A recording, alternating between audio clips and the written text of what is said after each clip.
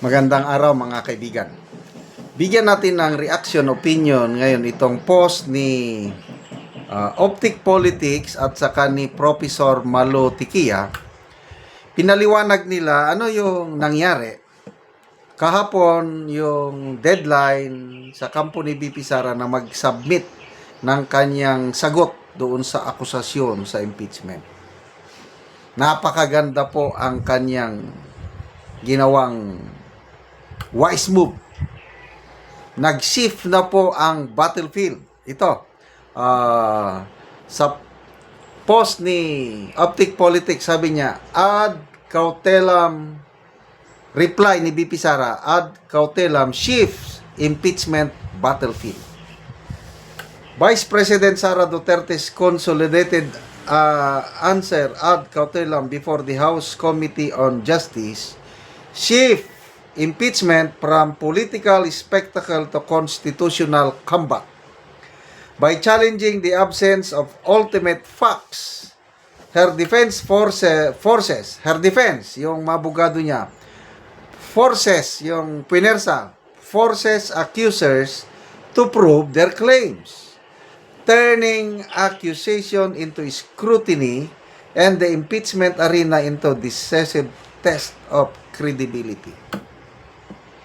Ang expected, sana, ganito, yung dalawang impeachment complaint, kung ano-anong reklamo laban kay BP Sara. Ang ini-expect ng mga kongresista, mag-submit si BP Sara ng mga ebidensya na hindi totoo yan. Ang isinabit ni BP Sara, walang mga ebidensya. Sinabi lang na walang kredibilidad, hindi nyo nasunod ang impeachment process. Sumagot lang siya just to protect her rights. Kailang question niya ang credibility ng mga reklamo kasi wala kayong mga facts, mga assumption nyo lang o conclusion nyo lang na ganyan ang nangyari. Kailang nasaan yung facts? Walang facts. Kaya sa nakikita ko, instead na si BP Sara ang nagdedepensa, siya na yung umaatake. Inaatake niya yung mga nagrereklamo, but in a way, inaatake niya ang mga kongresista na nasa likod nitong impeachment cases na ito.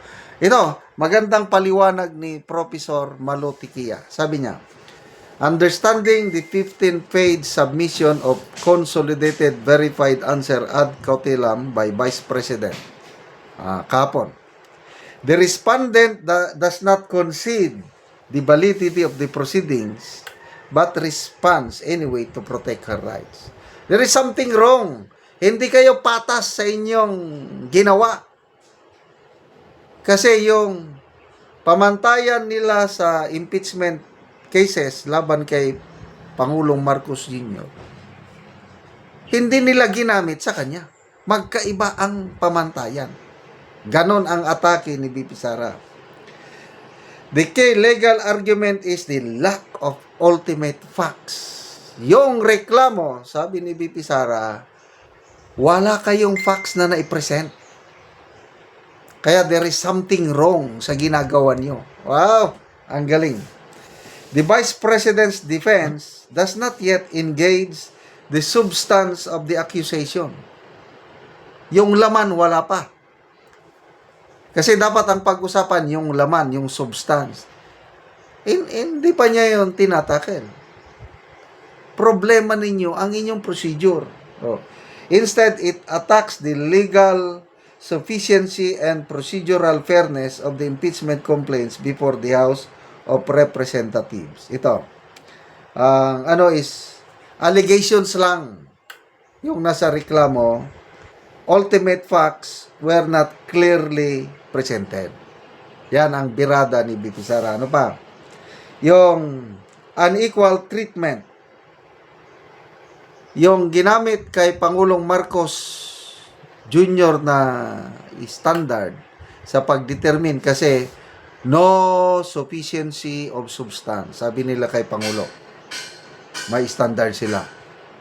Pagdating kay BP Sara, there is sufficiency of substance. Nag-iba naman ang kanilang standard. Kaya, double standard kayo, sabi niya sa mga kongresista. So, ang galing. So, bottom line is, did the Vice President commit impeachable acts? Yun ang tanong. Sinasabi ni BP Sara, kampo niya, wala. We have not committed anything. Was the impeachment process conducted fairly and lawfully? Sagot ng kampo ni BP Sara, wala. Hindi nyo sinunod ang procedure. Winning the legitimacy narrative could shape both the legal and political trajectory of the impeachment proceeding. Kaya to me, this is a very wise move. Kampo ni BP Sara, mautak talaga ang kanyang mga abogado. Ang mga abogadong di Campanilla. Okay. So, basa tayo sa mga comments. Maria Dilarama, wala pa comment, mga pseudo-law expert na opponents ni BP Sara. Sino yung mga nag-google pa sila what is meant by consolidated verified answer at sino yung mga pseudo lawyers? Yan si Congressman Ridon, parang abogado kunway. Norman Saldivar, let the battle begin, or should I say bloodbath? Donnie Brasco, strategic master stroke by the BP. She's challenging the legitimacy of the game before they even start playing.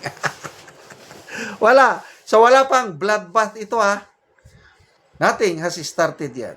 Yun lang, legitimacy ng process and its fairness. Galing. Romelia Rinay, dapat ganyan ginawa ni dating CG Corona. He's a lawyer, but good thing did it happen. It's good president to uphold how to handle and counter manipulative.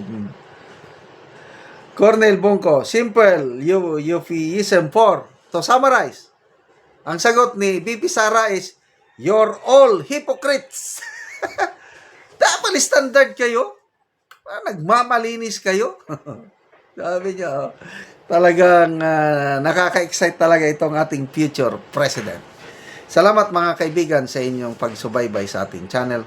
Nakakatulong kayo ng malaki sa tribong Talandig na Bukidnon dahil ang sweldo natin sa channel na ito is pantulong po sa tribo. Namimigay tayo ng libreng yero at pako para makapagpatayo sila ng mas maayos na tirahan. Panoorin nyo ang video na ito. Una ni ang mga yero nga ipanghatag sa mga tao. So, yan lang gibutang. So, kay ulan man, ugma ni ibahin-bahin sa mga tao nga nagpatindog og balay. So, lansang, pako, plinsen, yero, kompleto gyud ang ipanghatag sa mga tao nga nagkalisod. So, bahala gyud nagaulan, tabang gyud sila.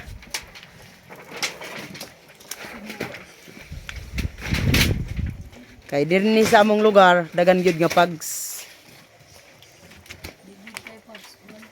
Pags dala ulan.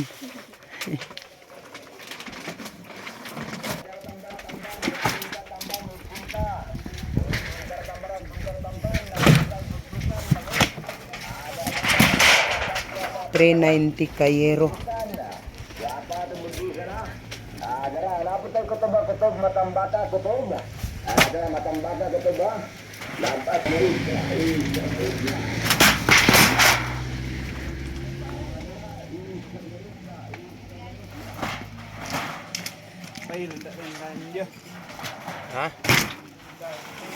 Pang tabang sa mga tao.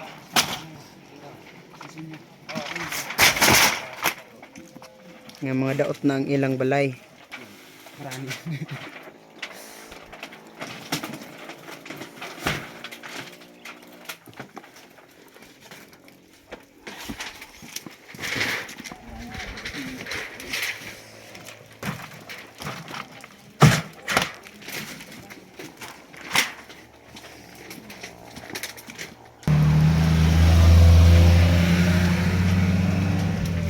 Karon salamat kayo sa Ginoo og sa nagsuporta sa pagtabang sa iro labi na sa mga tao nga nagkalisod.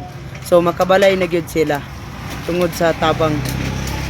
Tinaot nga magpadayon ang inyong tabang sa mga tao nga nagkalisod.